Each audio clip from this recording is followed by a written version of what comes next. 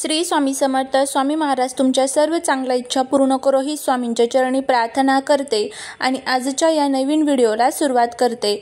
पौर्णिमा व्रत हे भगवान विष्णू आणि माता लक्ष्मीला समर्पित आहे. या दिवशी माता लक्ष्मी, भगवान विष्णू यांची पूजा केली जाते. असं मानलं जातं की व्रत केल्याने व्यक्तीला वैकुंठामध्ये स्थान मिळतं आणि त्याच्या सर्व इच्छा पूर्ण होतात. त्यामुळे श्रावण महिन्यात येणारी पौर्णिमा तिथी ही खूप महत्त्वाची असते. वैदिक पंचांगानुसार 8 ऑगस्टला दुपारी 2:13 पौर्णिमा तिथीची सुरुवात होईल आणि 9 ऑगस्टला दुपारी 1:25 पौर्णिमा तिथी संपणार आहे. त्यामुळे उदया तिथीनुसार आपल्याला जी पौर्णिमा आहे तर ती 9 ऑगस्टला म्हणजेच उद्या आपल्याला सर्वांना साजरी करायची आहे. पण जर तुम्ही तुमच्या घरामध्ये सत्यनारायण करत असाल पौर्णिमेचे तर ते तुम्हाला शुक्रवारीच संध्याकाळी करायचे आहे, कारण प्रदोष काळामध्ये आपण सत्यनारायण पूजा करत असतो. श्रावण महिन्यातील शेवटच्या पौर्णिमेलाच भगवान विष्णू आणि भगवान शिव यांची पूजा केल्याने विशेष फळ आपल्याला प्राप्त होते. पौर्णिमेच्या दिवशी सकाळी लवकर उठून आपल्या देवघरातील देवांची पूजा करून व्रताचा संकल्प करावा. भगवान विष्णू आणि शिव यांचा अभिषेक करावा. अगदी आधी शंखामध्ये पाणी भरून तुम्ही भगवान विष्णूचा अभिषेक करा. विष्णूंच्या नामांचा जप करा. तसेच भगवान शिवाच्या नामांचा देखील या दिवशी जप करा. भगवान शिवाला बेलपत्र अर्पण करा. मग भगवान विष्णूंना तुळशीची मंजिरी आणि नैवेद्य अर्पण करा. शंखामध्ये केसरयुक्त दूध घेत असाल तर त्यात थोडंसं अक्षत आणि फूल नक्की टाका आणि यानंतर भगवान विष्णूंचा अभिषेक करा. व्रत करताना नामस्मरण करा. सात्विक अन्न ग्रहण करूनच व्रत सोडा. असे केल्याने व्रताचे सर्व जे फळ आहे तर ते आपल्याला मिळत असतं. त्यासोबतच या दिवशी आपल्याला आपल्या घरामध्ये काही प्रभावी उपाय आणि सेवा देखील करायचे असतात. या दिवशी आपल्याला आपल्या घरामध्ये रक्षाबंधनाच्या दिवशीच घरात एक स्वास्तिक जे आहे तर ते काढायचं आहे. हे स्वास्तिक काढल्यामुळे काय होईल तर आपल्या घरातील सर्व शत्रुपीडा, आजारपण, वास्तुदोष, गरिबी नावालाही उरणार नाही. आपल्या घराची, पतीची, मुलांची खूप प्रगती होईल. मुलांची प्रगती कोणीच थांबवू शकणार नाही. असा हा प्रभावी उपाय आपल्याला उद्या करायचा आहे. हा उपाय कसा करायचा, कोणत्या वेळेमध्ये करायचा याबद्दलची संपूर्ण माहिती या आजच्या व्हिडिओमध्ये मी तुमच्यासोबत शेअर करणार आहे. त्यामुळे तुम्ही हा व्हिडिओ स्किप न करता शेवटपर्यंत पाहत राहा. चॅनलवरती नवीन असाल तर सबस्क्राईब करा आणि असेच माहितीपूर्ण नवीन व्हिडिओ बघण्यासाठी बेल आयकॉनलाही प्रेस करा, म्हणजे माझ्या सर्व नवीन व्हिडिओंचं नोटिफिकेशन तुम्हाला मिळेल आणि तुम्ही एक पण व्हिडिओ मिस करणार नाही. श्रावण पौर्णिमा तिथीला दान आणि स्नान आणि पूजा याचे विशेष महत्त्व आहे. यावर्षी रक्षाबंधनावर भद्राची सावली राहणार नाही, ज्यामुळे सकाळपासून तुम्ही राखी बांधू शकता. पण जो राहू काळ आहे तर तो तुम्हाला पाळायचा आहे आणि त्याचाही व्हिडिओ मी चॅनलवरती टाकलेला आहे की राहू काळ कधी आहे त्याबद्दलचा व्हिडिओ तुम्ही चेक करू शकता. यावेळी रक्षाबंधन शनिवार आहे. या दिवशी श्रावण नक्षत्र देखील असते आणि श्रावण महिन्यातील पौर्णिमेच्या तिथीला श्रावणी पौर्णिमा असे म्हणतात. त्याचबरोबर त्याला नारळी पौर्णिमा असेही म्हटलं जातं. श्रावण पौर्णिमेलाच या दिवशी काही विशेष उपाय केला तर देवी देवतांचे विशेष आशीर्वाद आपल्याला प्राप्त होतात.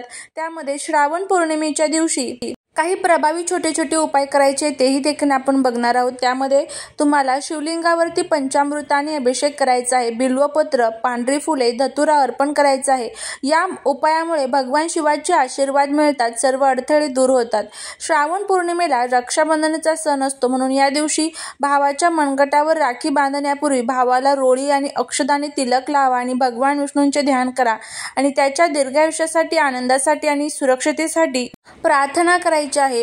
श्रावण पौर्णिमेच्या दिवशी संध्याकाळी घरातील मंदिरात किंवा पूजास्थळी देसी तुपाचा दिवा लावा. ओम नमो भगवते वासुदेवाय नमः या मंत्राचा जप करा. ओम नमः शिवाय या मंत्राचा 108 वेळेस जप करा. यामुळे घरात सकारात्मक ऊर्जा आणि शांती येते. श्रावणी पौर्णिमेला गरजू आणि ब्राह्मणांना अन्न, कपडे, तूप, तीळ, दक्षिणा दान करा. असे केल्याने पितृदोष कमी होतात आणि पुण्यप्राप्ती सोबतच देवी देवतांचे आशीर्वाद देखील प्राप्त होतात. या दिवशी भगवान विष्णूंच्या पूजेमध्ये पिवळी फुले, तुळशीची पाने, चंदन आणि पिवळे कपडे वापरा. ओम विष्णवे नमः या मंत्राचा जप करा. श्रीहरीला गुळापासून बनवलेली खीर आणि मिठाई अर्पण करा. घरातील पूजास्थळी पांढऱ्या कपड्यावर तांदळाने भरलेला तांब्याचा किंवा चांदीचा कलश ठेवा. त्यावर लक्ष्मीची मूर्ती ठेवा आणि ओम श्रीम ह्रीम श्रीम महालक्ष्मी नमः या मंत्राचा जप करा. यामुळे घरामध्ये सुख, समृद्धी आणि शांती वाढत असते. हे छोटे छोटे उपाय तुम्ही या श्रावण पौर्णिमेच्या दिवशीच म्हणजेच नारळी पौर्णिमेच्या दिवशी जरी केले तर याचे खूप चांगले फायदे जे आहेत तर ते आपल्याला बघायला मिळत असतात। त्याचबरोबर हा आपला साधा जो उपाय आहे तर तो देखील आपल्याला करायचा आहे। स्वास्तिक जे असतं तर ते आपल्या घरामध्ये मांगल्याचं प्रतीक असतं। स्वास्तिकची सुरुवात आपण कोणत्याही पूजेमध्ये सर्वात प्रथम करत असतो। स्वास्तिक काढतो आणि त्यानंतरच आपल्या पूजेला सुरुवात होत असते। तर उद्या तुम्हाला आपल्या घरामध्ये हे जे स्वास्तिक आहे तर ते काढायचं आहे। आता स्वास्तिक आपण का काढत असतो तर स्वास्तिक काढल्यामुळे देवी लक्ष्मी आपल्याकडे आकर्षित होत असते, ते एक शुभ चिन्ह आहे। आणि स्वास्तिकमध्ये ज्या सकारात्मक लहरी आहेत ना तर त्या खूप जास्त प्रमाणामध्ये सक्रिय स्वरूपात असतात। आणि स्वास्तिक ज्यावेळेस आपण घरात काढतो त्यावेळेस ज्या काही नकारात्मक ऊर्जा असतात, वाईट शक्ती असतात तर त्या आपल्या घरामध्ये प्रवेश करत नाहीत। देवी लक्ष्मी अखंड आपल्यावरती प्रसन्न राहते।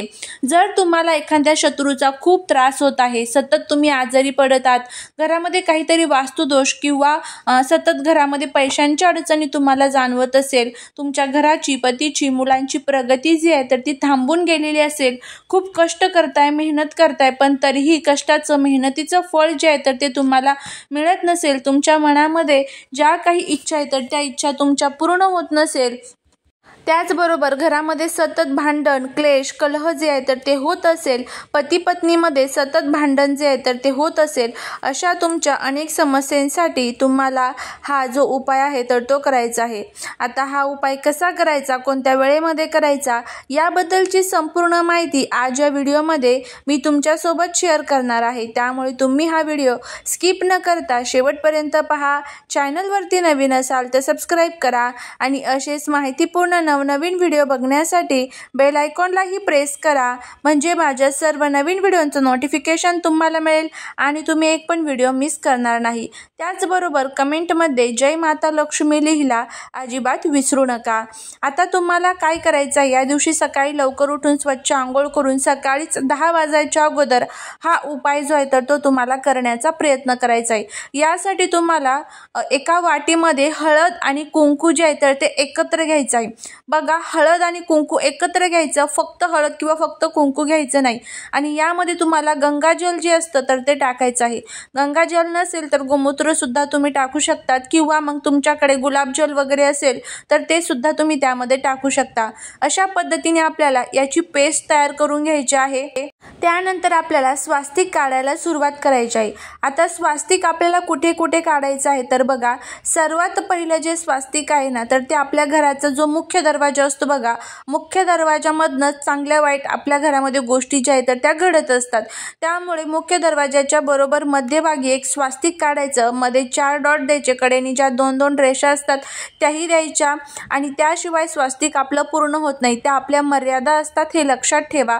स्वास्तिकला हळदी, कुंकू आणि एक अक्षराचा दाना जो आहे तर तो तुम्हाला चिटकवायचा आहे। आणि दरवाजावरतीच तुम्हाला ओम विष्णवे नमः हा जो मंत्र आहे तर तो लिहायचा आहे। त्या मंत्राला सुद्धा हळदी, कुंकू, अक्षदा जे आहे तर ते अर्पण करायचे आहे। त्यानंतर पुढचं जे स्वास्तिक आहे तर ते आपल्या तुळशीजवळ काढायचं आहे। आणि तिसरं जे स्वास्तिक आहे तर ते आपलं देवघर असतं, तर देवघराचा जो मागचा भाग असतो बघा तर तिथे तुम्हाला तिसरं स्वास्तिक काढायचं आहे।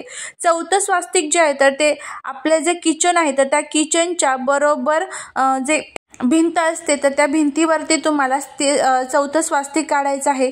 5वं जे स्वास्तिक आहे तर ते तुमचा जे घर आहे, घराचा बाहेरचा भाग असतो बघा भिंतीचा, तर त्या भिंतीच्या साईडला तुम्हाला तिथे एक 5वं जे स्वास्तिक आहे तर ते काढायचं आहे। अशा पद्धतीने तुम्हाला हे जे 5 स्वास्तिक आहे तर ते काढायचे आहे। प्रत्येक स्वास्तिकला हळदी, कुंकू, अक्षदा वाहून त्याची पूजा करायची आहे।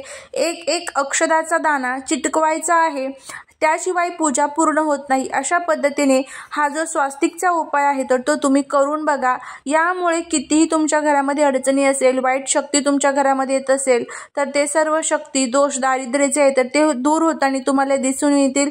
भगवान विष्णू, देवी लक्ष्मीची अखंड कृपा ही तुमच्यावरती राहील।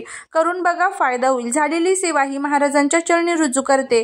व्हिडिओ जर आवडला असेल तर लाईक, शेअर आणि सबस्क्राईब करा। भेटूया पुढच्या एका छानशा नवीन व्हिडिओत एका नवीन माहितीसोबत। श्री स्वामी समर्थ।